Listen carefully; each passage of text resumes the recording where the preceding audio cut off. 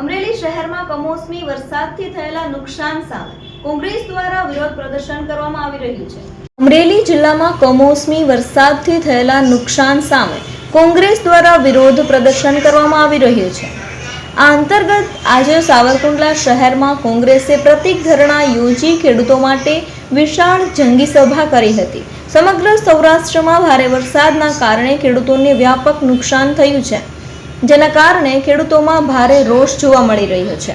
અમરેલી જિલ્લા કોંગ્રેસ સમિતિ દ્વારા વિવિધ તાલુકા મથકો પર પ્રતિક ધરણા કરીને સરકારને ઘેરવાનો પ્રયાસ કરવામાં આવી રહ્યો છે। સાવરકુંડલા નગરપાલિકા પટાંગણમાં યોજાયેલ આ પ્રતિક ધરણા અને સભામાં કોંગ્રેસે સરકાર સામે આક્રમક વલણ અપનાવ્યું હતું। ખેડૂતોને તાત્કાલિક સહાય અને દેવામાં માફી આપવાની માંગ કરવામાં આવી હતી। ધરણા બાદ એક રેલી કાઢવામાં આવી હતી। આ રેલીમાં કપાસની ગાંસડીઓ બળદગાડા પર બાંધીને વિવિધ રીતે વિરોધ પ્રદર્શન કરવામાં આવ્યું હતું। પરેશ ધાનાણીએ સરકાર પર પ્રહારો કર્યા હતા। પરેશ ધાનાણીએ જણાવ્યું હતું કે આઝાદી પછી પ્રથમવાર ગુજરાતમાં નરેન્દ્રભાઈના નેતૃત્વ પર સરકારે તમામ કૃષિ ઉપજો પર 5% વેટ નામનો કાળો કરવેરો લગાવ્યો। 2008થી આ સરકાર ખેડૂતોના ઉપજો પર વેટ લગાવ્યો। ખેડૂતો 1 લાખ રૂપિયાની જણસી વેચે તો 5000 રૂપિયા સરકાર કરવેરો લઈ જાય। વર્ષ 2008 થી વર્ષ 2025 સુધીમાં ગુજરાતના ખેડૂતો જે કૃષિ ઉપજો પેદા કરે છે તેમાં સરેરાશ 1.25 લાખ કરોડ રૂપિયાનું દર વર્ષે જીડીપીમાં યોગદાન છે। બળદગાડામાં એટલા માટે આવ્યા કે ખેડૂતનું નિશાન, ખેડૂતની ખેતી એ બળદ સાથે જોડાયેલી છે। ધરતીપુત્રો એ એક જમાનામાં 100% બળદથી ખેતી કરતા હતા। આજે આધુનિક યુગમાં બળદની ખેતી લુપ્ત થતી જાય છે, ત્યારે અમે ખેડૂતની એકતા રાખવા સંદેશો આપવાનો પણ પ્રયત્ન કર્યો।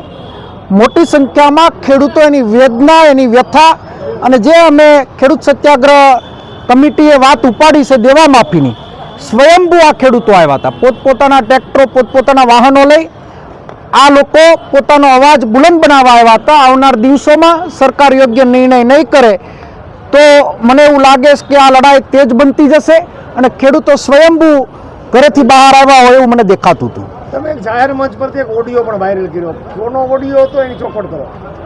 જાહેર મંચ ઉપરથી ઓડિયો વાયરલ એટલા માટે કર્યો કે ખેડૂત સત્યાગ્રહની શરૂઆત વડિયાથી થઈ। વડિયાથી આગળ વધતા અમે બગસરા, ધારી, ખાંભા, રાજુલા, જાફરાબાદ ને આજે લીલિયા સુધી અમારી આ કમિટી મારફત અમે પહોંચ્યા। લીલિયાની અંદર આવતા ત્યાંના સરપંચોને, ત્યાંના આગેવાનોને, વર્તમાન ધારાસભ્ય, ગઈકાલે જ મેં ભાષણમાં પણ કીધું હતું કે મારા ધારાસભ્ય પત્ર લખશે તો હું એને ગળે લગાડીશ, મારા ધારાસભ્ય દેવા માફીની વાત કરશે તો એનું મીઠું મોઢું કરાવીશ। કારણ કે આમાં કોંગ્રેસ ભાજપની કોઈ વાત નથી, ખેડૂતોના હિતની વાત છે। ખેડૂતોના હિતની વાતમાં ધારાસભ્યએ એક સરપંચને વાત કરી અને એની ઓડિયો મારા સુધી આવી કે અમને આ રીતના દબાવવામાં આવે છે, તો મેં 2 ધારાસભ્યોના બેનર લગાડ્યા, એને સ્વાગત પણ કર્યા અને જો કોઈ ખેડૂત એકતા તોડવાનો, દબાવવાનો પ્રયત્ન કરશે તો અમે સરદારના વારસદારો છીએ, અમે ગાંધીસિંધા માર્ગે આગળ વધી રહ્યા છીએ। આ આંદોલનને કંઈ કનડગત ના કરે, સપોર્ટ ના આપે તો કંઈ વાંધો નહીં, સહકાર ના આપે તો એની મનની વાત છે। ખેડૂતના દીકરા તરીકે મેં ખેડૂતને ત્યાં જન્મ લીધો ત્યારે એનો અવાજ ઉપાડતો, એમાં રોડા નાખવાનું કામ કરશે તો આંદોલન ઉગ્ર બનતા વાર નહીં લાગે। ધારાસભ્યને છમકી ગણો તો છમકી, વિનંતી ગણો તો વિનંતી, પ્રેમ ગણો તો પ્રેમ, અને એને એવું લાગતું હોય કે ગર્ભિત ધમકી ગણો તો ધમકી।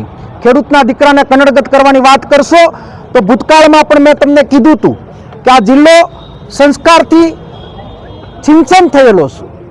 આપ જેના પૌત્ર છો, ભગવાન બાપા ખેડૂત આગેવાન હતા, ખેડૂતની આગેવાની લેતા હતા, શા માટે તમને પેટમાં દુખે છે? આ વાત એટલા માટે કરી રહ્યો છું કે એક વાતનો પૂર્ણ વિરામ મૂક્યું પણ ફરી વખત અખતરા તમે ચાલુ કર્યા છે।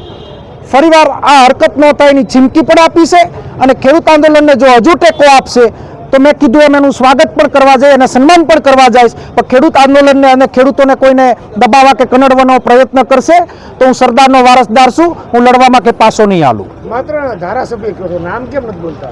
મહેશભાઈ કસવાલા, મહેશભાઈ કસવાલા કહેવામાં કંઈ વાંધો નથી। મેં ગઈકાલે ભાષણમાં કીધું હતું કે મારી સામે જીત્યા સન્માનીય મારા ધારાસભ્ય છે।